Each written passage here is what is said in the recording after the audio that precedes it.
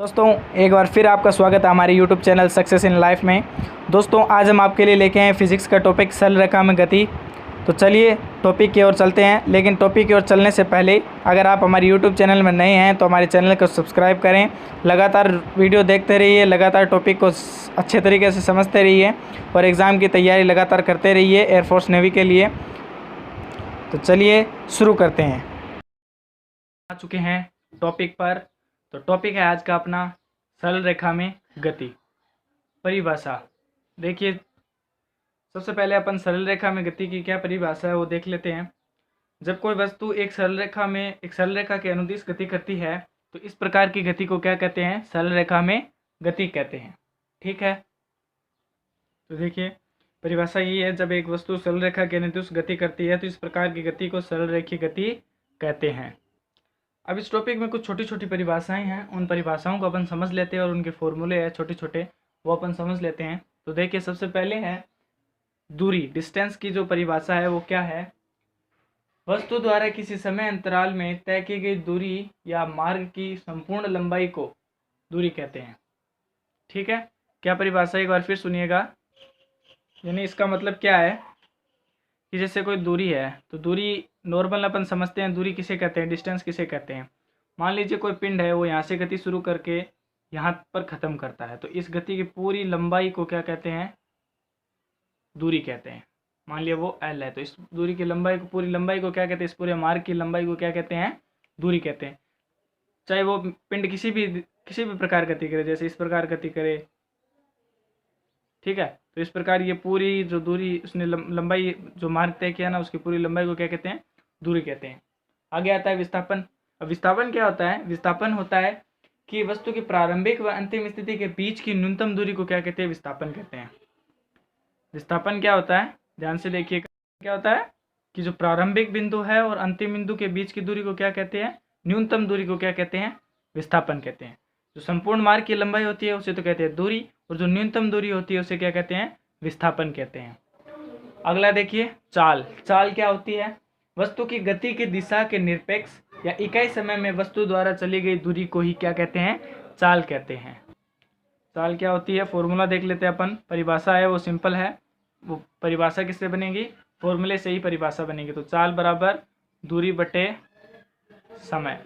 यदि समय बराबर यानी t बराबर 1 सेकंड ले ले अपन, तो क्या हो जाएगा? चाल बराबर दूरी। ठीक है, इसका मतलब परिभाषा क्या बनी? वस्तु की गति की दिशा के निरपेक्ष इकाई समय में वस्तु के द्वारा चली गई दूरी को क्या कहते हैं? वस्तु की चाल कहते हैं। ठीक है, चाल का जो SI मात्रक होता है वो क्या होता है? मीटर प्रति सेकंड। ठीक है, छोटे छोटे पॉइंट है वो क्लियर करते चले साथ साथ में। अब चाल भी कितने प्रकार की होती है? 2 प्रकार की होती है, तात्क्षणिक चाल और औसत चाल। ठीक है, तात्क्षणिक चाल क्या होती है? किसी निश्चित क्षण पर वस्तु की जो चाल होती है ना, उसे तात्क्षणिक चाल कहते हैं। समय t पर वस्तु की तात्क्षणिक चाल कैसे होगी? किसे प्रदर्शित करेंगे? तात्क्षणिक चाल कैसे प्रदर्शित करेंगे? देखिए तात्क्षणिक चाल का formula v equals to limit delta t extends to 0 del s upon del t से, या ds अपॉन dt से। ठीक है, अब आती है औसत चाल। औसत चाल क्या होती है? औसत चाल की परिभाषा देखिए पहले। परिभाषा मैं आपको बताता हूँ क्या होती है। परिभाषा होती है किसी वस्तु द्वारा यात्रा में चली गई वस्तु की कुल दूरी तथा कुल समय के अनुपात को उस वस्तु की क्या कहते हैं? औसत चाल कहते हैं। तो औसत चाल का जो फॉर्मूला है वो क्या हो जाएगा? औसत चाल बराबर कुल दूरी बटा कुल समय। ठीक है, कुल दूरी बटा कुल समय। अब आता है कि वेग किसे कहते हैं। तो देखिए चाल की परिभाषा और वेग की परिभाषा लगभग सेम होती है, लेकिन चाल में दिशा निश्चित नहीं होती, लेकिन वेग के अंदर दिशा है वो निश्चित होनी जरूरी है। तो इसके लिए इसकी परिभाषा क्या होगी? किसी निश्चित दिशा में वस्तु द्वारा इकाई समय में चली गई दूरी को उस वस्तु की क्या कहते हैं? वेग कहते हैं। उस वस्तु का क्या कहते हैं? वेग कहते हैं। तो वेग का फॉर्मूला क्या होगा? विस्थापन बटा विस्थापन बटा समय अंतराल। ओके, आगे ऐसे ही औसत वेग का हो जाएगा। औसत वेग का फॉर्मूला क्या हो जाएगा? औसत वेग बराबर क्या हो जाएगा? कुल विस्थापन बटा कुल समय अंतराल। कुल विस्थापन बटा कुल समय या कुल समय अंतराल। ठीक है। अब आता है त्वरण। त्वरण की परिभाषा क्या होती है? किसी वस्तु के वेग में परिवर्तन की दर को क्या कहते हैं? त्वरण कहते हैं। तो त्वरण क्या हो जाएगा? वेग में परिवर्तन की दर, वेग में परिवर्तन की दर बटा समय अंतराल। ठीक है, वेग में परिवर्तन की दर तथा समय अंतराल। थोड़ा सा त्वरण में देखिएगा, वेग में परिवर्तन तथा बट्टे में समय अंतराल होगा। दर तो क्योंकि समय का अनुपात में आ जाए तभी तो उसकी दर निकलती है। ठीक है, थोड़ा सा करेक्शन है, वेग में परिवर्तन बटा समय अंतराल। ठीक है, अब आगे देखिए, गति के कुछ 3 समीकरण हैं। उन तीनों समीकरण को अपन देख लेते हैं कि वो तीनों समीकरण क्या है। तो गति के 3 समीकरण क्या है? v बराबर u प्लस 80, s बराबर u into T plus 1/2 80 square और v स्क्वायर बराबर u स्क्वायर प्लस 2as। तो इसमें v क्या हो गया?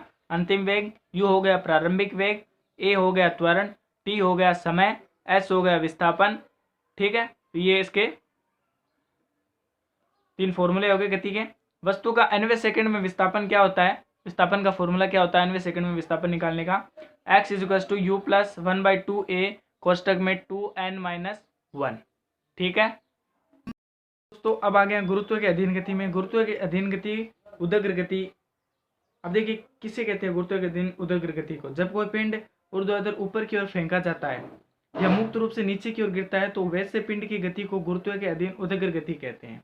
उदग्र गति सरलरेखीय गति की गति ही होती है। अब इसके 2 केस लगते हैं, इसके समीकरण बनते हैं 2 प्रकार के। तो वो किस प्रकार के बनते हैं? देखिए, जब पिंड ऊपर की ओर फेंका जाता है तो 2 कंडीशन बनती है कि ए है वो जी में चेंज हो जाता है गुरुत्वाकर्षण में। ठीक है, तो इसका जी कितना माइनस होता है जब ऊपर की ओर फेंका जाता है, और महत्तम ऊंचाई पर वी का जो अंतिम वेग है वो कितना हो जाता है? 0 हो जाता है। तो अब जो समीकरण बनती है गति को क्या बनती है? v बराबर u minus G T, H बराबर u into T minus 1/2 G T square, क्योंकि ए की जगह माइनस जी आ गया तो ये माइनस आ गया चिन्ह, वी स्क्वायर बराबर you square minus 2gh। Okay, second है इसका केस, यदि पिंड अच ऊंचाई से नीचे गिरता है यानी मुक्त रूप से उसे छोड़ा जाता है, तब a बराबर प्लस जी और u बराबर 0 होता है, क्योंकि जब उसे मुक्त रूप से छोड़ते हैं तो उसका प्रारंभिक वेग होता है वो कितना होता है?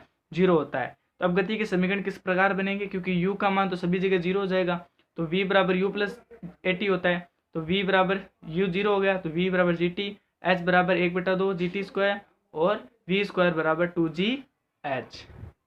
तो दोस्तों आज अपन ने सरल रेखा की गति के कुछ परिभाषाएं पढ़ी और कुछ फॉर्मूले पढ़े।